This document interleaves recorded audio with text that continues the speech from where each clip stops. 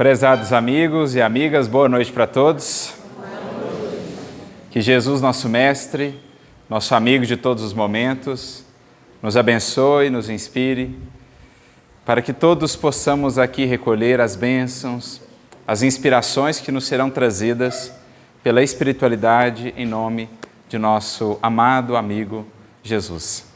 Para mim é uma alegria imensa poder estar aqui, revendo amigos e amigas queridos e naturalmente expandindo esse círculo de amizades naquilo que é uma das maiores alegrias e ao mesmo tempo a própria essência da mensagem de Jesus. A expansão dos laços fraternos,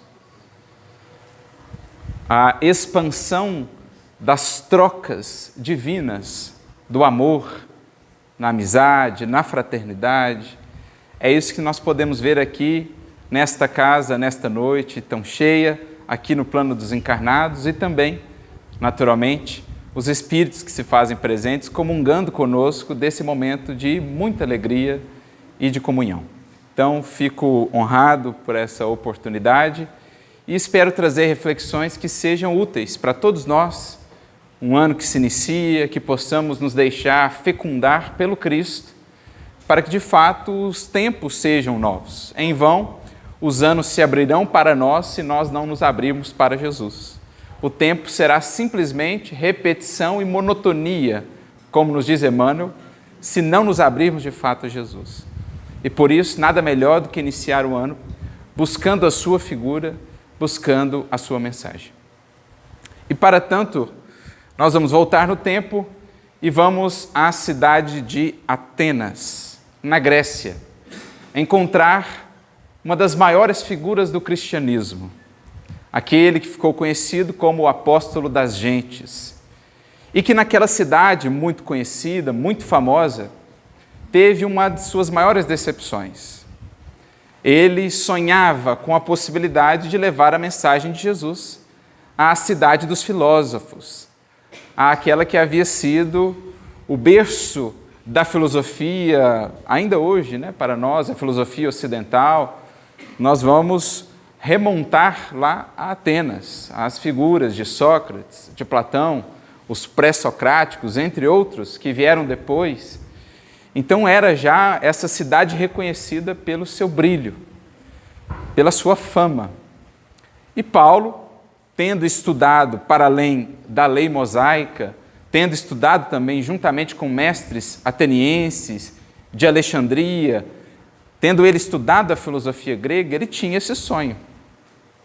No entanto, embora tenha sido ele bem recebido até um certo momento do seu discurso no Areópago, a partir do instante em que ele começa a tratar de questões mais transcendentes, por exemplo, a ressurreição dos mortos, isto é, a continuidade da vida para além da morte e, naturalmente, a responsabilidade pelos nossos atos que transcende a mera existência aqui no mundo, a partir desse instante ele começa a ser olhado com desdém. De maneira que a palestra prossegue, mas a plateia era cada vez menor, foi diminuindo, ao ponto de que, ao final, ninguém havia se interessado por fundar um núcleo de estudos daquela nova revelação, daquela mensagem na prestigiosa cidade de Atenas. Isso foi para Paulo, assim, uma dor imensa, uma imensa decepção, porque pensava ele que ele havia falhado com Jesus, não havia sido tão eloquente quanto poderia ter sido na difusão da mensagem do Evangelho. No entanto, era parte do processo. E o Cristo, que sempre acompanhava o seu discípulo fiel, por meio de Estevão, que era o preposto direto de Jesus junto a Paulo, logo envia aquele coração fiel e dedicado, que estava ali ulcerado por aquela decepção, lhe envia uma imensa consolação, porque vai buscá-lo na cidade de Atenas, o seu filho na fé, Timóteo, que o convidava então a irem para a cidade de Corinto. Assim se dá, Timóteo até queria esperar um pouco mais, achava que Paulo estava muito exaurido das viagens, muito cansado, que ele precisava tirar um tempo, descansar um pouco, mas Paulo era puro vigor, um coração inflamado pelo Cristo, não queria perder tempo. O tempo urge, dizia ele, Deus tem pressa. Ele chega a cunhar essa frase, Deus tem pressa. Tal o senso que ele tinha de aproveitamento do tempo e das oportunidades. Então ele resolve ir logo para Corinto, cidade que, como sabemos, era uma cidade cara ao seu coração, embora ainda não a conhecesse. Porque daquela cidade haviam saído duas figuras que foram capitais na sua vida e na sua trajetória. Abigail e Gesiel, mais tarde chamado Estevão. Então ele ansiava a oportunidade de conhecer a terra natal de sua noiva amada. Era uma consolação que Jesus lhe enviava depois da decepção em Atenas. Não só a presença de Timóteo, mas a possibilidade de irem para a cidade de Corinto. E aqui a gente já começa a entrar no que é a proposta da nossa reflexão nesta noite, em homenagem até ao nome do centro, ao nome da casa que nos recebe. Amigos na dor. Porque, em geral, nos momentos mais difíceis da nossa trajetória, a presença do Cristo será mais viva por meio dos amigos. É o meio mais eficaz que o Cristo tem de chegar até nós, de nos estender as suas mãos, de nos levar à consolação. Os amigos, sobretudo aqueles que são amigos, ou os amigos que fazemos no contexto da dor. Aqueles que estão presentes nos momentos de dor, de luta, de dificuldade. Era ali o caso de Timóteo, que seria realmente um companheiro de Paulo ao longo de toda a sua trajetória, né? Depois que eles se conheceram, depois que ele começou a participar das viagens, das atividades com Paulo. A última epístola de Paulo seria escrita para o seu filho na fé, segunda carta de Paulo a Timóteo, escrita poucos dias ou pouco tempo antes do seu martírio. Então a gente vê a maneira pela qual Jesus vai atuando. Ele chega então em Corinto, acompanhado de Timóteo, e ali ele encontra outras duas figuras que são fundamentais na trajetória do grande apóstolo. Porque é importante também nós notarmos isso. A nossa trajetória com Jesus, ela como que é um processo de ir juntando fios. Nós vamos recolhendo pecinhas, nós vamos recebendo parte do material da obra que temos a edificar e que não está conosco, mas que chega até nós por meio dos corações que Jesus aproxima da nossa vida. A jornada do Evangelho, ela não é solitária exatamente por isso, porque o seu espírito maior é o espírito de cooperação. E ninguém conseguirá levar a cabo a função ou a missão, a tarefa, a proposta que tem para a atual encarnação, sem recorrer às outras vidas que Jesus aproxima das nossas. Nós precisamos delas. Para que empreendamos o que viemos fazer, nós precisamos do que eles têm a nos dar.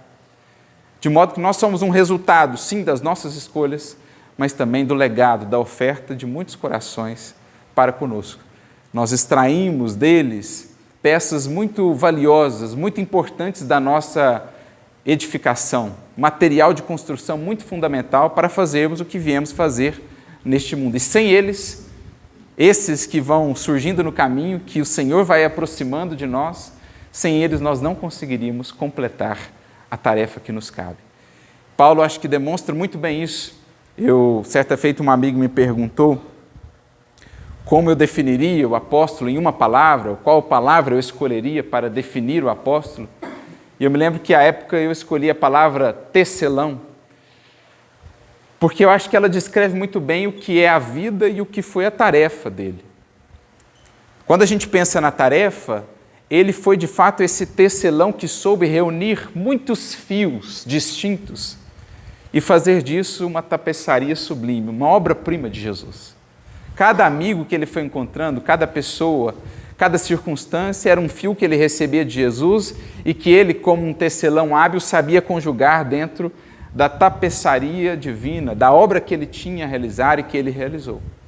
A tal ponto, por exemplo, que quando mais tarde, muitos séculos mais tarde, Emmanuel iria escrever o livro Paulo e Estevão, nós temos os relatos dos bastidores desse processo, né, no livro Deus Conosco, os livros do Neo Lúcio, lá da família Joviano, o culto da família Joviano, Sementeira de Luz, Colheita do Bem, Sementeira de Paz. O Emmanuel revela os bastidores da obra Paulo e Estevão e ele diz assim: quando eu comecei a escrever a obra, a notícia corre, né? Assim como aqui no mundo espiritual, talvez a notícia corra até mais, porque é pensamento, né? É vibração. Então, algum espírito está elaborando um projeto que vem das esferas superiores acerca do apóstolo Paulo e da sua vida. Então, isso alcançou muitas esferas, muitos corações do mundo espiritual. E o Emmanuel, então, escreve assim: olha, são tantos os espíritos que estão me procurando para trazerem os seus testemunhos de gratidão e de convivência com o apóstolo, que se eu fosse colocar tudo isso no livro, eu não conseguiria terminar. Então, era espírito da Tessalônica, de Éfeso, de Corinto, aqueles que puderam ter contato com ele e que guardavam isso com muito carinho no coração, passados séculos, e quem, sabendo que uma nova biografia estava sendo escrita, queriam deixar ali o seu testemunho. E eu conheci ele. Ele me ajudou muito. Ele me apresentou o Cristo. Ele me apresentou o caminho. Então, Emmanuel escreve isso. Aí a gente entende por que ele foi esse tecelão. Quantos fios ele reuniu. E que resultado majestoso a reunião desses fios, por esse hábil tecelão do Cristo. Mas também a vida dele é em si mesma uma tapeçaria. Porque Paulo é o Paulo que admiramos não só pelas suas escolhas, pela sua disciplina, pela sua fé, pela sua firmeza. Claro que isso é o eixo central, né? Aquilo que o Espírito define, aquilo que o Espírito escolhe. Mas ele só chegou a ser Paulo por causa das contribuições desses tantos corações que ele teve ao seu lado. No próprio prefácio do livro, Emmanuel chega a dizer: sem Estevão não teríamos Paulo de Tarso. Claro que poderíamos acrescentar também, sem medo de nos equivocarmos, sem Abigail não teríamos Paulo de Tarso. Embora não exista menção a respeito dela nas suas cartas, nem em Atos,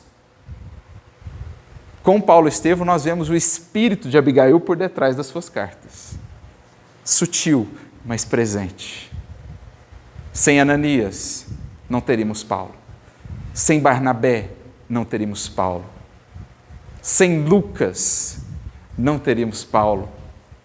Pelo menos não o Paulo em sua inteireza, em sua grandeza.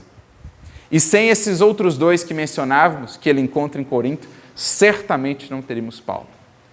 Porque eles o acolheram e o ampararam num dos momentos mais críticos da sua jornada, num dos momentos de mais dor. Refiro-me a Áquila e Prisca. Como sabemos, aqueles que ele encontra após a sua conversão em Damasco, aquele primeiro contato com a comunidade em Damasco, né, sob a tutela de Ananias, ele sai dali, sob a orientação de Ananias, vai buscar o seu mestre, Gamaliel, e Gamaliel então indica para ele o oásis de Dan. E lá ele encontra esses dois corações, esse casal, que seriam de uma extrema importância na vida de Paulo. Eles o moldaram, eles deram o impulso no momento mais importante, talvez. Em especial quando ele se revela. Porque, como sabemos, a princípio ele chega ali oculto. Não sabiam quem ele era. Era mais um companheiro que chegava e o acolhem como cristãos. A princípio, meio ressabiados, faziam ali as suas reuniões do evangelho meio às ocultas. Paulo, à época ainda Saulo, vai percebendo, né, vai se aproximando, olha, eu também sou cristão. E eles começam a falar de Jesus juntos, e eles começam a falar da sua vida, Áquila e Prisca revelando o seu passado. Olha, começaram algumas perseguições muito atrozes lá em Jerusalém, movidas por um tal de Saulo de Tarso. E nós precisamos fugir. Meu pai foi morto, diz Áquila. Nossa família foi dispersa. E eles falando isso. E Saulo ali, trabalhando internamente esse remorso. essa dor, com a esperança em Cristo. Até que um dia ele se revela. Cria coragem e, emocionado, se revela. E aí poderíamos pensar, né? O pai de Áquila morreu em decorrência das perseguições movidas por Saulo. E de repente ele se vê diante do algoz de seu pai, emocionado e mencionando agora que havia sido resgatado por Jesus. Áquila o que faz? Aponta o dedo, cobra, se revolta. Áquila o abraça. Áquila e Prisca o abraçam e ali selam o processo de transformação em que aquele coração havia adentrado. Talvez, se ele não contasse com aquele acolhimento inicial, talvez pudesse arrefecer nele o anseio de mudança e regeneração. No entanto, ele encontrou com verdadeiros cristãos, que mencionaram, inclusive, que quando estavam ainda em Jerusalém e as perseguições se intensificavam, Pedro, na casa do caminho, solicitava que eles orassem diariamente, frequentemente, pelo doutor, pelo rabino de Jerusalém, para que ele pudesse despertar, repensar a sua postura. Então ali ele pôde conhecer o verdadeiro cristianismo. Ali ele pôde, no momento de muita dor, forjar uma amizade para os séculos. Uma amizade que ele carregaria ao longo daquela existência e certamente para os séculos.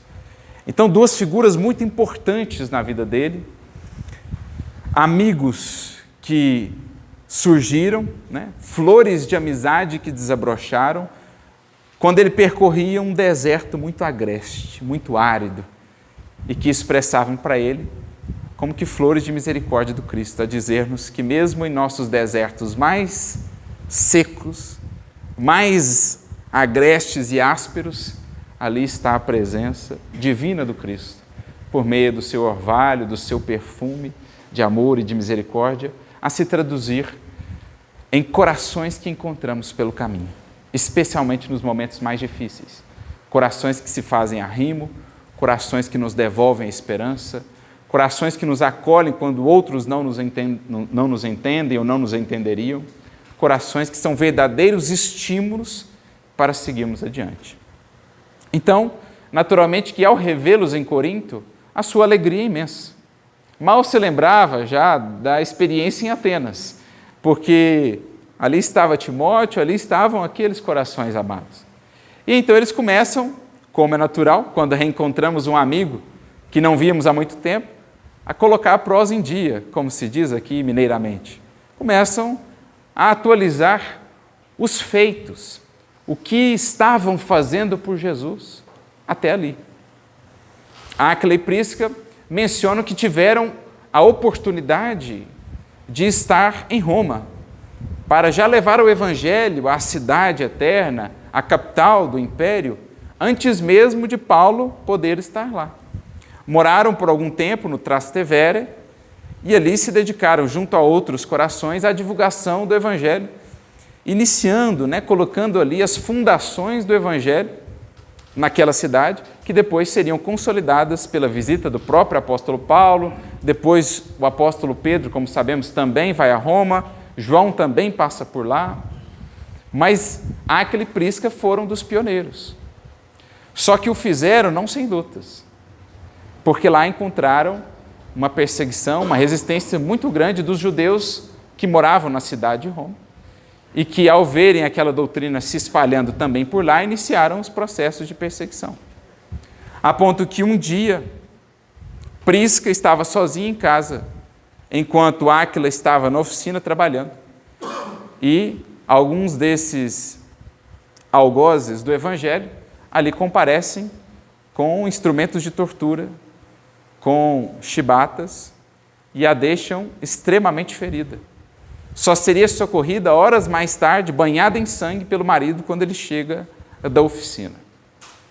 Era o relato que ela trazia, que eles traziam das suas experiências em Roma. Mas aí o Emmanuel, quando faz esse relato no livro Paulo Estevam, ele traz um detalhe que chama a atenção. Eu sempre ficava pensando nisso, né? Porque para muitos de nós, talvez ainda hoje soa algo assim, paradoxal, quando não contraditório. Porque ao contar esse relato do martírio que ela havia sofrido, né, das torturas que ela havia sofrido por amor ao Evangelho, diz Emmanuel assim: o apóstolo tarsense exultava. O que exultava? Sorriso de ponta a ponta, uma alegria. Mas como assim? Ela não estava falando que foi flagelada e que ficou horas lá abandonada até que o marido chegasse à noite e a encontrasse banhada em sangue? E ele está exultando com esse tipo de notícia? Sou estranho ainda hoje para muitos de nós, porque ainda desconhecemos a natureza da alegria que ia nesses corações por algo padecer por amor de Jesus. Paulo chegaria a registrar na sua carta aos Filipenses algo que pode soar assim como uma espécie de masoquismo, mas não é quando entendida espiritualmente. Ele diz assim: porque a vós foi concedido não somente crer no Cristo, como também padecer por Ele. É mais ou menos isso que está por detrás, porque ele exultava com esse relato dos amigos das dores e das lutas vividas pela causa do Evangelho. E então ele começa a trazer também os seus relatos. Ele começa a dizer, a falar sobre as dores em todas as partes por onde passava, por amor à causa de Jesus, relatando aquilo com alegria. O verbo que foi selecionado por Emmanuel, exultando. E então Emmanuel nos explica, esses martírios, para eles, para aqueles corações, eram tidos como favores de Jesus, títulos da sua eterna glória,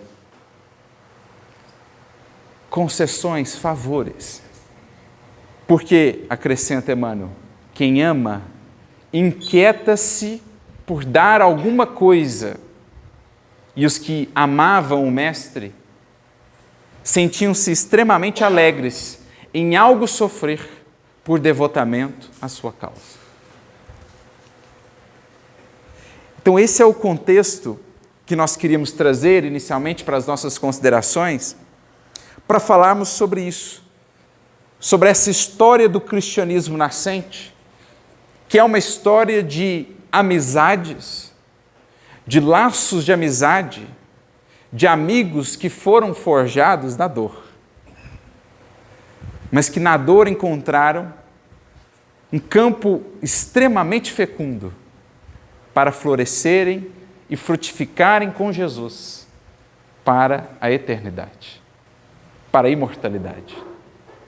Há uma descrição de Emmanuel, agora no livro Ave Cristo, a respeito do cristianismo primitivo, em que ele nos diz assim: dificilmente, à distância dos séculos, poderá alguém compreender com exatidão a sublimidade do cristianismo primitivo. É difícil para nós, à distância nos séculos, penetrar no espírito do que foi aquele movimento inicial, do que era o devotamento daqueles corações, do que era a sua entrega, do que era o seu amor por Jesus, do que era o amor mútuo que eles nutriam entre eles. Amor esse que quanto mais luta viviam, quanto maiores eram as dores, mais ele se sublimava, mais ele se encandecia, luminoso, a iluminar os séculos. Porque é algo que Leon Denis vai tratar no seu livro O Problema do Ser, do Destino e da Dor. Denis, que, a meu ver, é aquele que, de maneira mais inspirada, abordou a questão da dor e do sofrimento, do ponto de vista espiritual, nesse livro, O Problema do Ser, do Destino e da Dor, nos últimos capítulos, A Dor e Revelação pela Dor.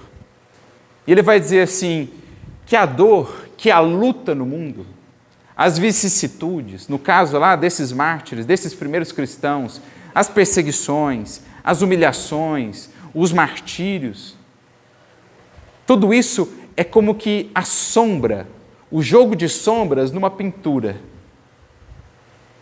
Quem já pôde ver uma pintura, por exemplo, de Caravaggio, que trabalha muito esse jogo de luz e sombra, O que a sombra faz?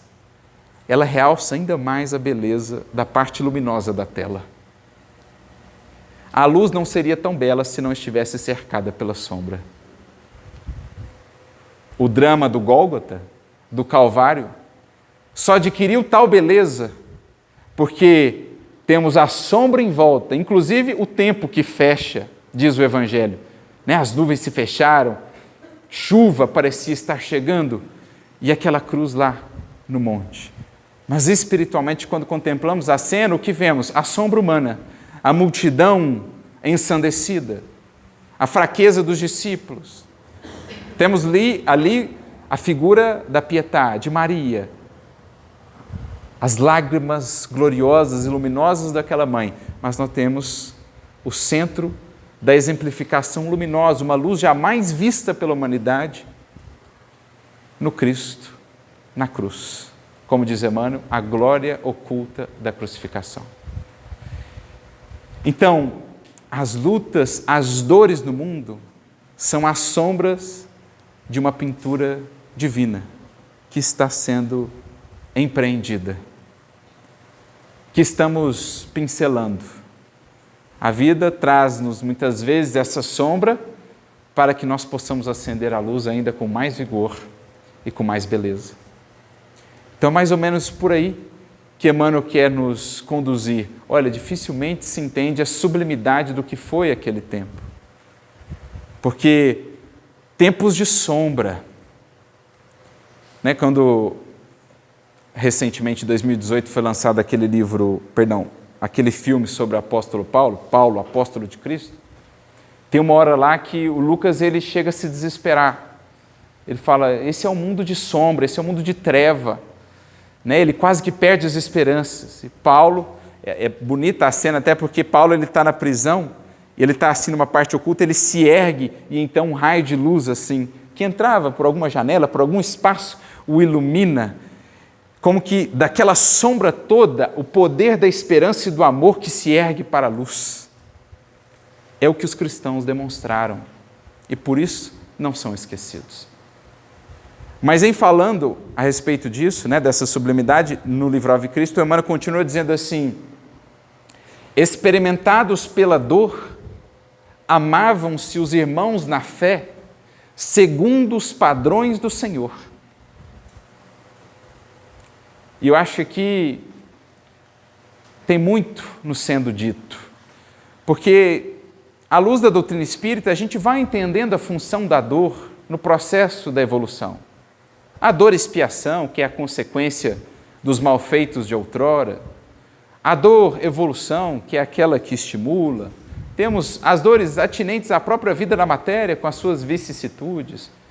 Temos as dores morais. A gente vai entendendo, quando olhamos o panorama da evolução, à luz da realidade do espírito, a dor ela vai se encaixando no funcionamento do cosmos, Claro que a proposta é sempre, cada vez mais, uma evolução consciente, que não precise tanto assim de dores atrozes, aquelas nascidas da rebeldia, da revolta, quando a lei divina precisa ser mais enérgica.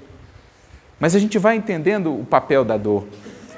Agora, existe esse outro papel dela, essa função dela, para a qual talvez não estejamos assim tão atentos, que é, de certo modo, o que Emmanuel destaca nessa frase.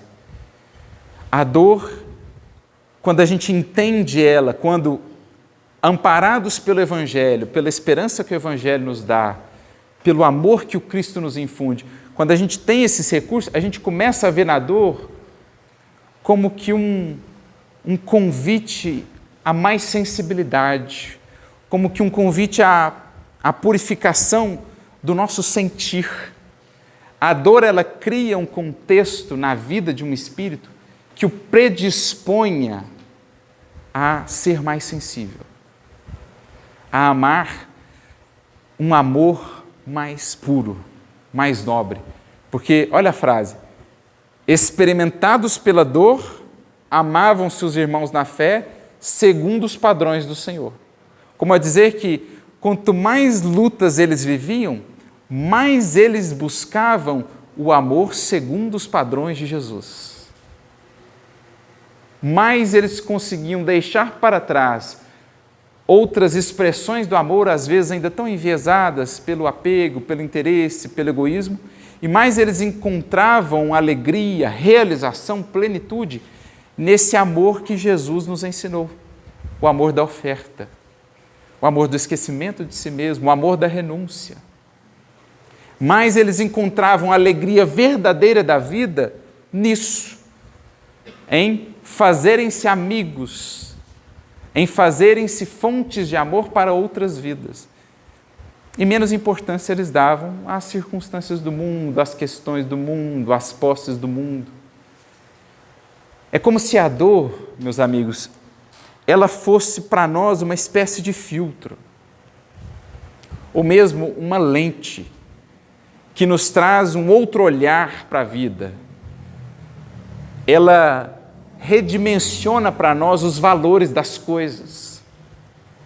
Na dor, a gente vai entendendo melhor o que realmente vale e entendendo melhor o quanto valorizarmos o que não vale tanto assim. Quem viveu talvez uma experiência na família, quem viveu por si mesmo talvez uma experiência de dor ou de alguém na família, talvez terá chegado a essa compreensão. Na dor, o nosso senso de prioridades se muda ou se modifica por completo. O que a gente julgava assim essencial, importantíssimo para a nossa vida, para a nossa felicidade, para a nossa paz, vai indo lá para as últimas posições. O status, mais posses, isso, aquilo outro. Quando surge a dor, a gente se volta cada vez mais ao que é essencial. O valor da família, o valor dos amigos verdadeiros que estão ali para o que der e vier, o valor das conquistas do espírito, porque a dor, ela como que vai nos impelindo a nos despojar do que é acessório e falar assim, você está se lembrando mesmo que é essencial, né? Você está se lembrando da fragilidade da vida, que a qualquer momento Deus nos pode chamar de volta. E você está preparado para isso? Você está realmente investindo o que vale naquilo que vai contigo?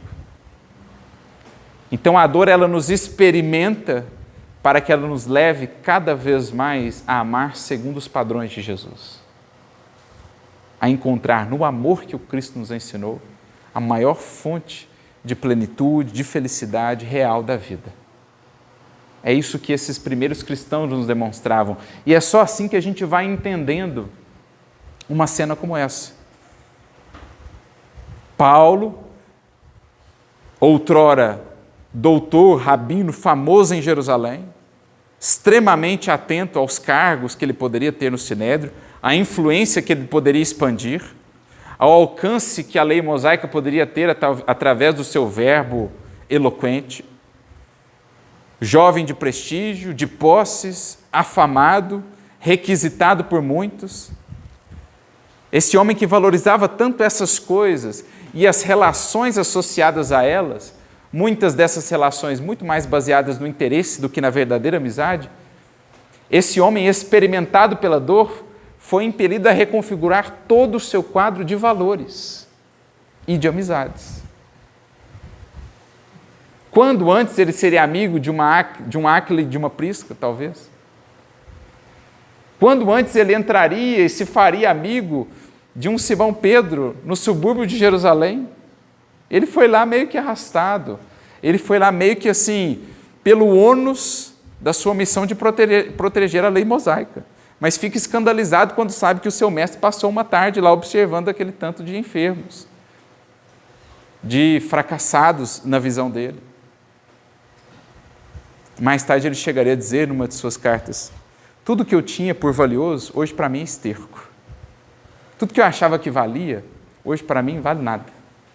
Porque eu reconfigurei à luz do Evangelho todo o meu quadro de valores.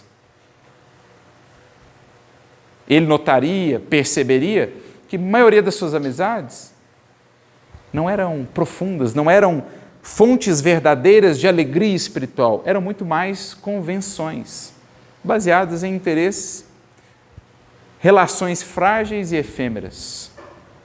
E ele pôde perceber isso quando muda de vida. Busca os amigos de volta e nenhum recebe. Então tem que reconfigurar o quadro de amizades porque reconfigurou o quadro de valores. Então a dor, ela cria para o espírito um contexto, se ele souber aproveitar, de muito amadurecimento. Não só em termos de consciência espiritual, mas também em termos de sentimento. Principalmente em termos de sentimento. Porque foi uma das primeiras coisas que ele ouviu de um sábio que também foi muito importante na sua vida, Ananias. Ananias disse assim para ele: quando hajas sofrido mais, terás apurado a tua compreensão dos homens e das coisas. Porque ele, logo após a conversão, já queria partir para a divulgação. Tem uma primeira experiência na sinagoga de Damasco, pífia, resultado zero, saiu absolutamente desanimado de lá. E Ananias, mais experiente, mais sábio, falou assim: Saulo, a questão é o seguinte, quando o espírito não é muito nobre, muito puro, ou quando não sofreu alguma coisa na vida, dificilmente ele será compreendido quando trata do Evangelho.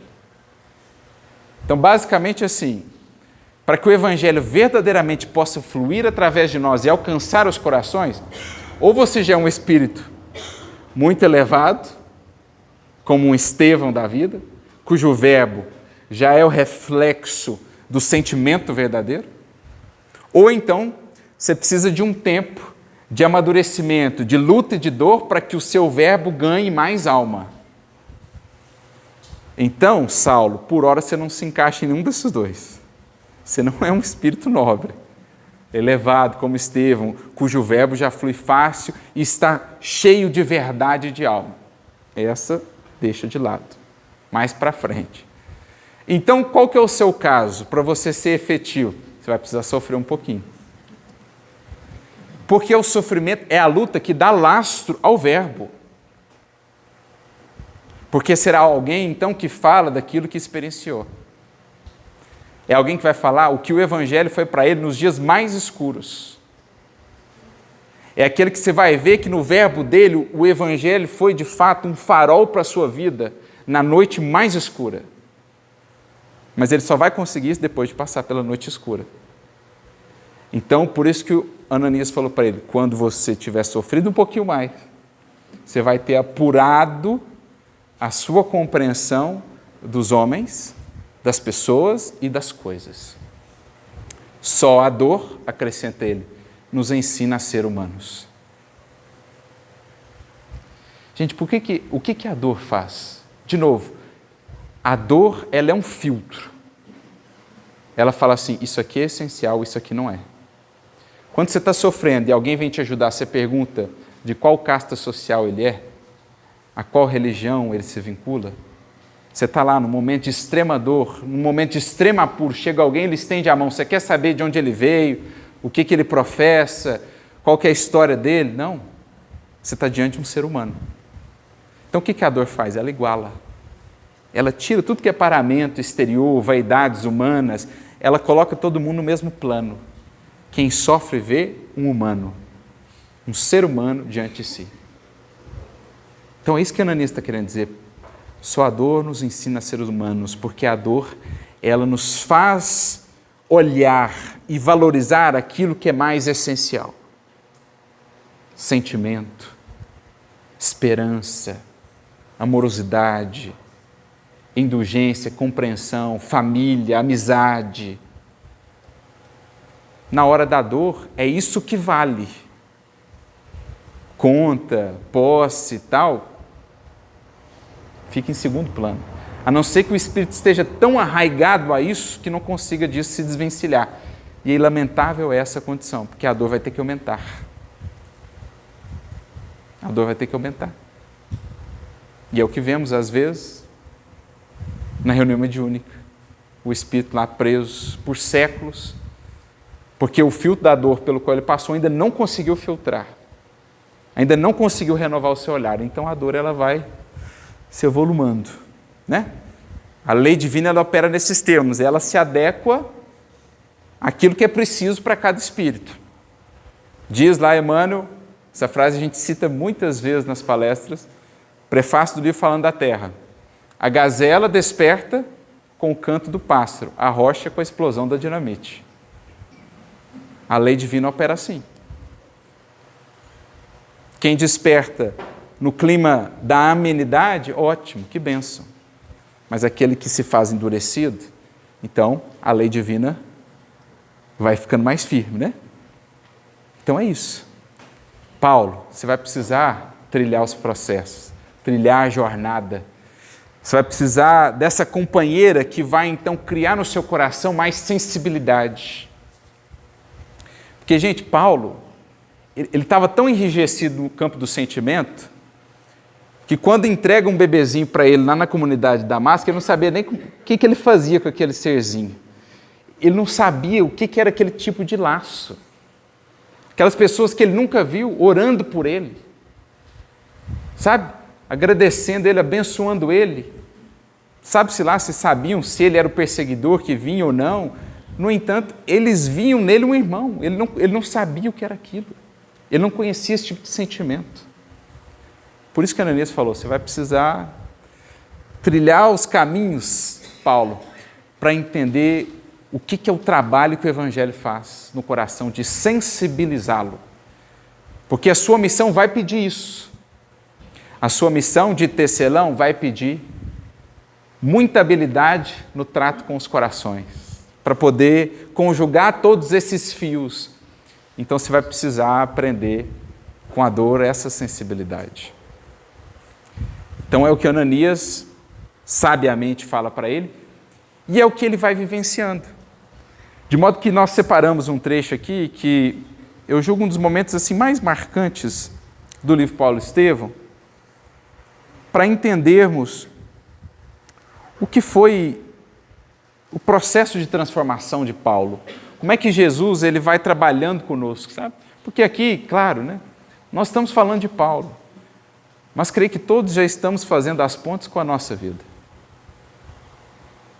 O momento de dor que você passa, o momento de luta, é a vida te convidando a desenvolver sensibilidade. A dor, ela não precisa ser só um deserto estéril. Se existir ali o orvalho do amor de Jesus, o deserto mais estéril se converte num Éden de bênçãos. E, em geral, o que essas experiências pedem de nós, a dor, a luta, nos ajudam a forjar laços mais profundos e verdadeiros com corações ao nosso redor. Na casa espírita, em família, aqueles que Deus aproximou de nós, no círculo mais próximo. São esses momentos difíceis que forjam laços para a eternidade. Porque não nos esqueçamos, todas as configurações de relações no mundo, elas atendem a um propósito: purificar o amor, para que ao fim e ao cabo, na evolução indefinida, permaneça o amor fraternal. É muito bonito isso. Paulo ele tem essa frase na carta aos Hebreus, ele fala assim, permaneça o amor fraternal. Emmanuel vai comentar essa frase dizendo o seguinte, todas as relações que nós temos, meus amigos, são filtros depuradores do sentimento. Porque no final de tudo, não vai ficar amor de cônjuge, amor de mãe e filho, de pai e filho, de irmão e irmã. No final de tudo fica o amor fraterno universal, que une os espíritos nas esferas sublimadas. Então, ora a gente vem como cônjuge, ora a gente vem como pai, filha, ora a gente vem como mãe, filho, ora a gente vem como irmão consanguíneo. São experiências distintas, para que, depurando-se o sentimento, no final de tudo fique um amor puro e fraterno, de espírito a espírito. Porque eu já fui filho, já fui irmão, já fui cônjuge, já fui isso, já fui aquilo, mas acima de tudo eu sou o quê? Irmão, amigo. Por isso, no livro Boa Nova, e mesmo no Evangelho, diz Jesus assim, já não vos chamo mais discípulos, mas amigos, porque não tem título maior do que este. O de ser alguém capaz de ofertar-se, de dar-se em amor por aqueles que ama. Esse é o ápice, a culminância, o título de amigo ou o título de irmão. É uma glória chegar a receber esse título. um verdadeiro irmão, um verdadeiro amigo. Então é nesses termos que o Evangelho vai trabalhando conosco. Então surgem as experiências de dor, de dificuldade na convivência familiar, nas lutas ou nos trabalhos mesmo no centro espírita, na vida em sociedade, para que a gente consiga nesses momentos ou nesses contextos forjar, purificar esses laços para que exista um amor cada vez mais segundo os padrões de Jesus. Um amor que exige menos e oferta mais. Um amor que encontra mais satisfação no que dá do que naquilo que recebe. Um amor que por isso mesmo é mais livre e mais pleno, porque aquele amor que espera, que exige, que cobra, estará muitas das vezes incompleto ou infeliz, frustrado ou decepcionado. Mas aquele que se nutre do que dá, esse ou a esse nunca falta. Ele está sempre possibilitado de ofertar e de alegrar-se com isso. Né? Que é o que Pedro fala com Jesus nesse capítulo citado, Amor e Renúncia, do livro Boa Nova, capítulo 12, em que ele trata da questão dos amigos. Tenho-vos dado títulos de amigos, porque não há maior do que esse. Pedro fala assim, mas Senhor, e se os nossos amigos um dia nos abandonarem? E se um dia eles nos traírem? E Jesus fala, olha, meio que fazendo a profecia já, né? Um dia a amizade pode sim converter-se no vinagre e no fel, porque é o que ele viveu. Os amigos estão amados, os discípulos estão queridos, no momento do testemunho, a ele ofertaram o fel da solidão e do abandono. Então, pode ser que os vínculos um dia, ao invés de nos trazerem o vinho da alegria, né, do contentamento, nos tragam o vinagre ou o fel. Mas jamais nos poderão privar da alegria de um dia ter-lhes dado alguma coisa. Essa é uma alegria nossa, que ninguém nos poderá tomar. A alegria de algum dia já ter feito algo de bom para alguém. Essa ninguém toma. E quem se nutrir dessa alegria, que é a essência da alegria do amor, da amizade, esse alguém encontrou a fonte, o manancial da vida. Não é exatamente o que Jesus diz no simbolismo da fala para a mulher samaritana? Até hoje vocês têm buscado saciar-se com a água desse ou daquele poço. O que é o poço? Pode ser essa ou aquela pessoa, esse ou aquele objeto, esse ou aquele prazer. Então eu vou lá no poço para buscar algo que me sacie. E se o poço secar? O que eu faço? Se eu estiver longe do poço? Jesus fala assim então, quem porém beber da água que eu lhe der, esse nunca mais terá sede. Por quê? A água que eu lhe der se tornará nele uma fonte a jorrar para a eternidade. E se eu levar água comigo? E se eu não depender da água do poço que está lá fora? A ou B, objeto, esse ou aquele objeto, essa ou aquela circunstância. E se a água partir de mim? Nunca mais falta água. Veja como Jesus muda a lógica. Antes buscando a água do poço que está fora, que pode secar, que pode faltar. Jesus fala, e se você se tornar a fonte da água? E se você descobrir que o amor que realmente sacia é aquele que é ofertado? Ah, fulano foi ingrato, fulano não correspondeu, fulano me traiu, fulano me abandonou. Mas a alegria de um dia ter feito algo de bom para ele, essa ele não pode te tirar jamais. Essa é sua e para sempre. A alegria de seguir fazendo algo de bom para ele, essa ele não pode tomar. Seguir orando para ele, seguir esperando que ele encontre o caminho, que ele amadureça, que ele cresça, que ele se desenvolva, essa é sua. Está ao seu alcance. E é essa água que sacia. Esse é o amor. Essa é a amizade verdadeira que nós buscamos à luz do Evangelho. Porque esses corações se amparavam mutuamente e formavam comunidades assim tão sólidas a ponto de resistirem a tantas dificuldades. Por quê? Porque entre eles existia compreensão. Era um manancial ofertando ao outro. E ninguém exigindo ou cobrando dos demais. Aí flui, né? Porque a amizade é quando há essa correspondência. Mas quando ela não existir, que exista o amor ágape, o da oferta.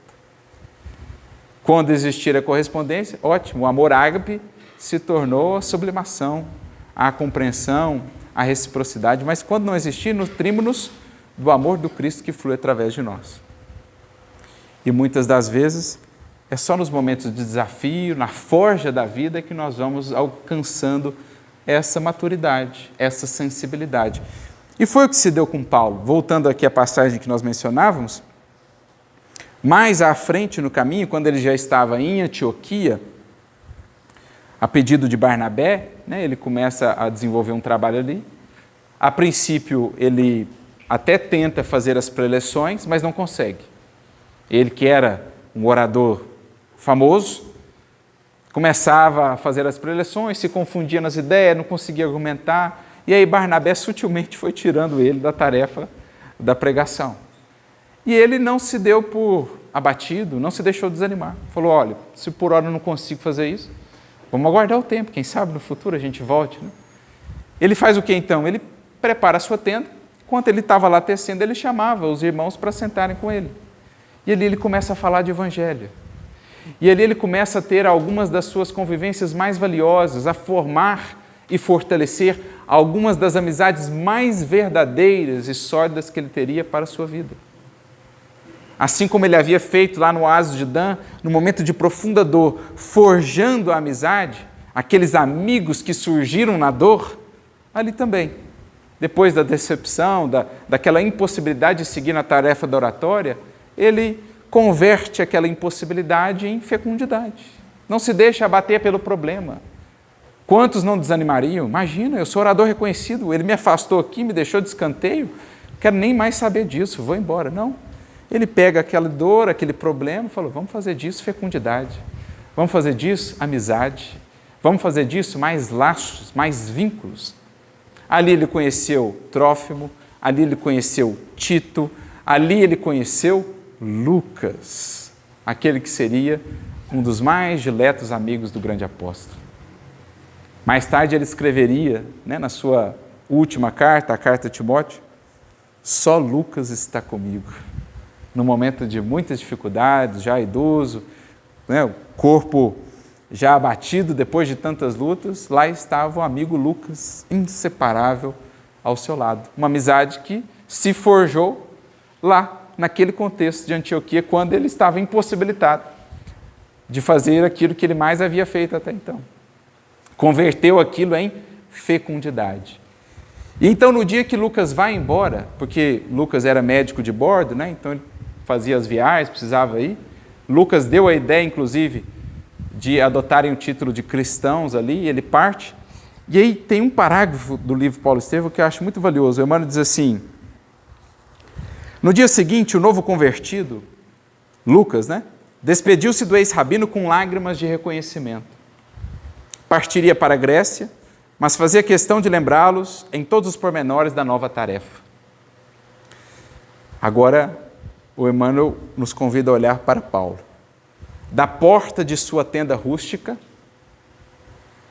o ex-doutor da lei contemplou o vulto de Lucas até que desaparecesse ao longe, voltando ao tear de olhos úmidos. Então, aquele homem que havia percorrido as mais altas posições em Jerusalém, que havia contado com aplauso de multidões, com uma influência enorme e tal, agora, num tear rústico, vendo um amigo partir, com os olhos úmidos, se colocava ali agradecendo a Jesus todas aquelas lutas que o forjaram e fizeram dele aquela nova versão, que se sensibilizava com esse tipo de acontecimento, singelo na vida. Talvez em outros tempos aquilo não fizesse sentido para ele, mas agora, ao ver um amigo partir com novas propostas de vida, ele se emocionava. Era um coração que havia sido trabalhado, sabe? A dureza havia sido lapidada. O solo impermeável havia sido arado pela dor e era agora um solo fecundo, arejado. Porque Emmanuel segue dizendo assim, gratamente emocionado, reconhecia que no trato do Evangelho, aprendera a ser amigo fiel e dedicado.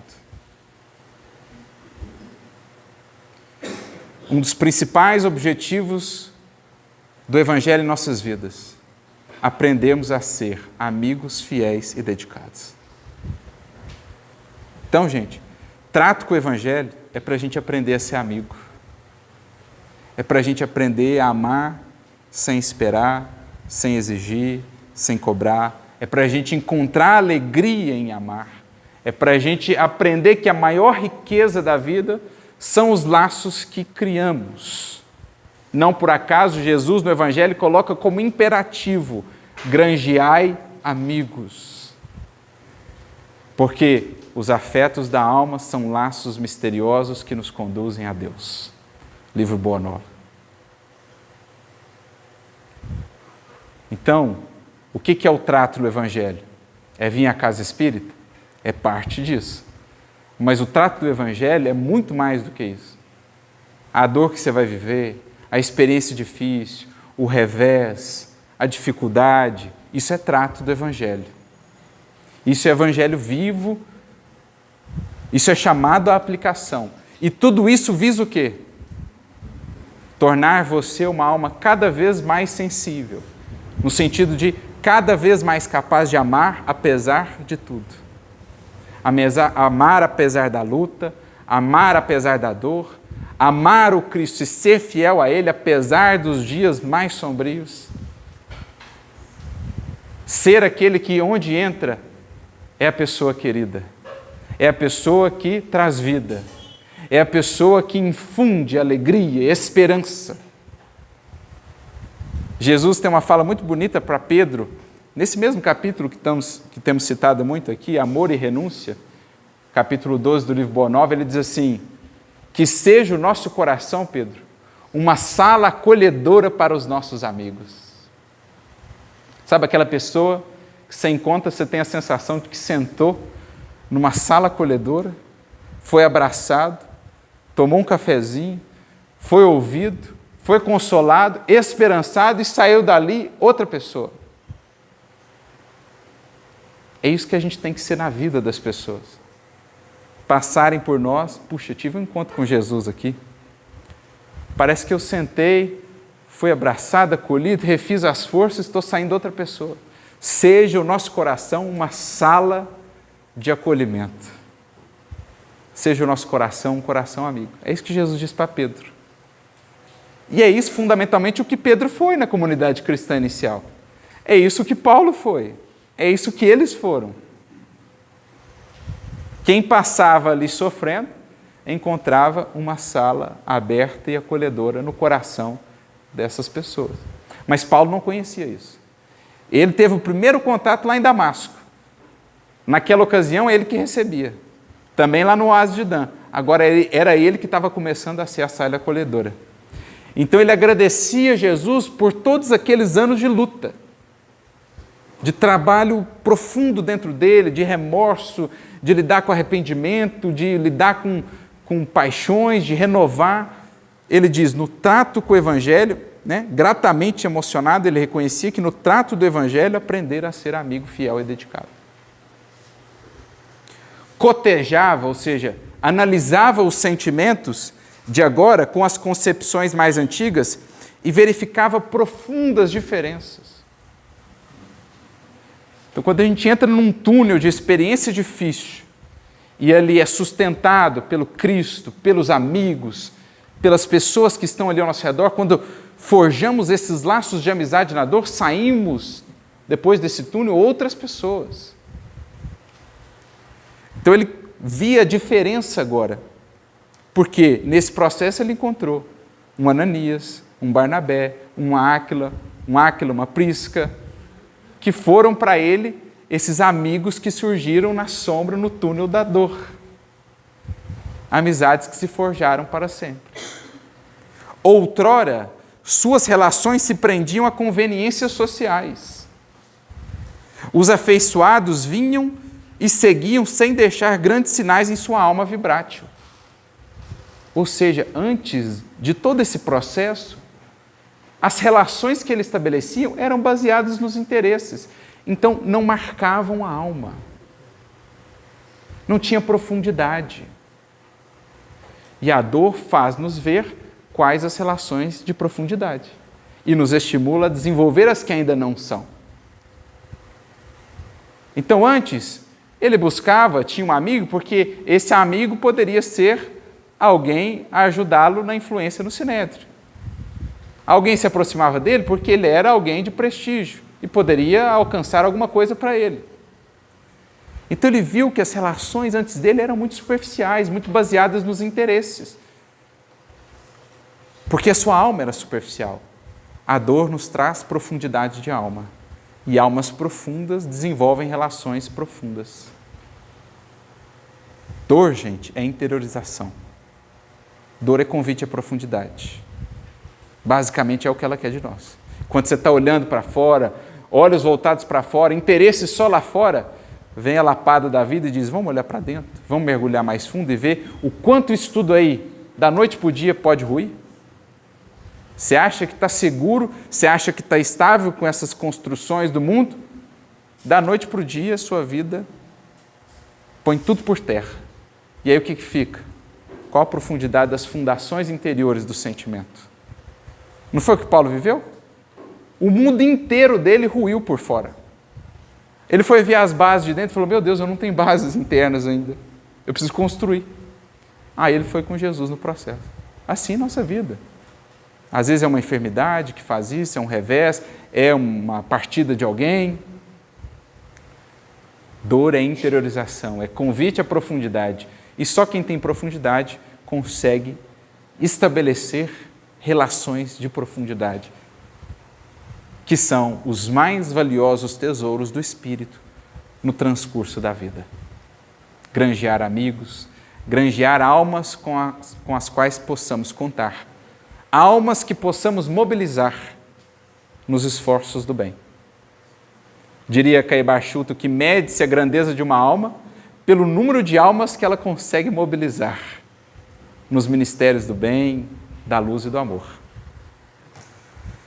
Agora, o coração renovara-se em Jesus Cristo, tornara-se mais sensível em contato com o divino, que muitas vezes surge em meio à dor. As dedicações sinceras esculpiam-se nele para sempre. Então, antes, as relações eram só de casca. Não marcava os outros e os outros não o marcavam. Agora, cada alma que passava por ele, ele deixava uma marca nela e era por ela marcado. Porque está aí a medida das verdadeiras amizades, relações, dos vínculos profundos. Deixam em nós marcas. Marcas valiosas, lembranças inapagáveis. E assim nós, nessas almas, os que verdadeiramente amam, deixam nas outras almas marcas inolvidáveis. E é só por isso, ou é exatamente por isso, que passados 2000 anos, Jesus não pode ser esquecido. Não conseguimos nos esquecer dele, porque por amar verdadeiramente, marcou-nos para sempre. E é o que Paulo teve então a felicidade de descobrir. Ele que antes tinha relações só superficiais que não o marcavam, agora podia com alegria dizer, de agora em diante ninguém mais me moleste, porque trago comigo as marcas do Cristo. As marcas do amor de Jesus. As marcas dos amigos que Jesus aproximou da sua vida e do seu coração, que foram fundamentais na realização da sua tarefa e na construção de si mesmo, da sua vida, enquanto tecelão do Cristo. Por isso, que saibamos meditar nesses nossos vínculos, em nossas relações, no que as experiências difíceis têm buscado nos falar, nos convidado a pensar. Tudo que é de ordem exterior passa. Toda amarração material é efêmera, mas toda vinculação de espírito para espírito, de coração para coração, é vínculo de imortalidade. É veículo da seiva da vida, que é o amor, que é a amizade. Que possamos, portanto, por mais difíceis sejam os dias ou as experiências que vivamos, granjear amigos, forjar amigos na dor, porque serão eles o nosso sustento, a nossa alegria dos dias difíceis, assim como poderemos ser para eles também o suporte, a presença amiga de Jesus, a sala acolhedora da amizade que traz sentido, significação e alegria à vida. Que Jesus a todos nos abençoe, que o exemplo de transformação de Paulo nos inspire, para que, como ele, possamos descobrir que os amigos são o maior tesouro da vida. E terá mais amigos, naturalmente, aquele que mais souber amar. Que Jesus a todos os abençoe, muita luz e muita paz.